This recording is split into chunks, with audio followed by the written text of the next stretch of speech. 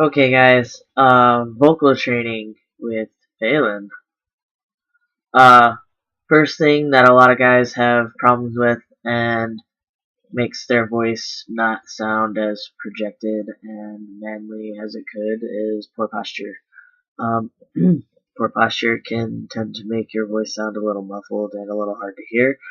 So, sit up straight, shoulders back, head up, and we'll start there.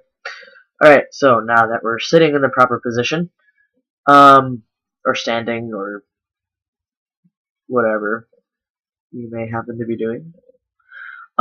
Start there, and then, God bless choir, sit up straight. And if you wear a binder, you know that it kind of helps with your posture anyways, and guys tend to project their voices more than girls do. Girls tend to, keep their voices in and keep them a little more soft and subtle, and guys just let it boom out there. You're talking, and generally you're not paying too much attention to your volume and like who can hear you because you don't care. So ladies tend to breathe what is called costally, and I'm not going to show you all my chest. Just costally is actually the word for breathing in your chest. So when I breathe in my chest, I don't get quite the projection that I want, and my voice probably sounds a little more feminine, and I don't get the power behind it that I would like. Now, when I switch back to breathing diaphragmatically, and for those of you who don't know, diaphragmatically means from the diaphragm, that's that part in your tummy. If you were to lay on your back and breathe, your stomach will go up and down. That is diaphragmatic breathing. Now, this helps a lot, and that's how actually babies breathe and such, but over time, for some reason, females tend to learn to breathe up in their chest and make their voices a little more breathy and light and musically magical something, I don't know. So breathe in the diaphragm. Keep your posture up, head up. And another thing that I've noticed is I tend to talk more back here in the back of my throat and kind of let my vocals come through and bounce. Like I'm a megaphone versus speaking in a higher pitched voice. I tend to pull it all towards the mask.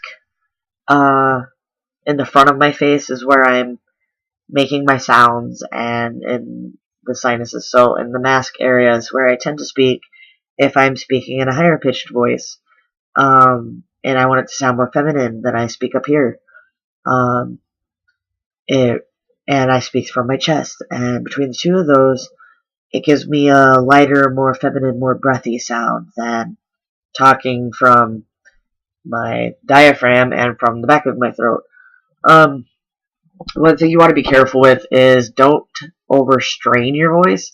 When you start to try to lower it, make sure that you're not forcing it to go farther than it's going to, because you can actually damage your vocal cords.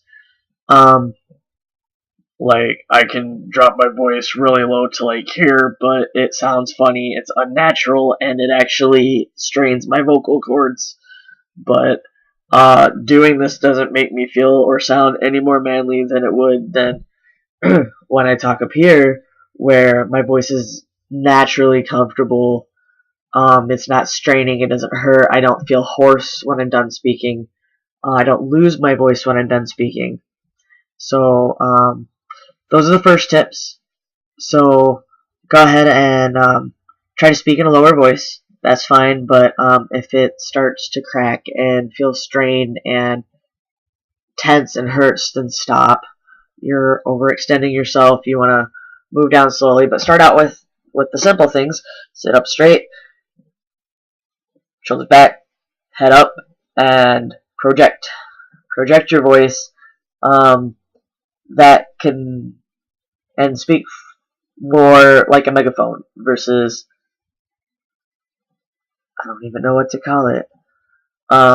So speak from the diaphragm like a megaphone. Drop your voice a little bit, just a little bit, and go from there. That'll help you prep for the future.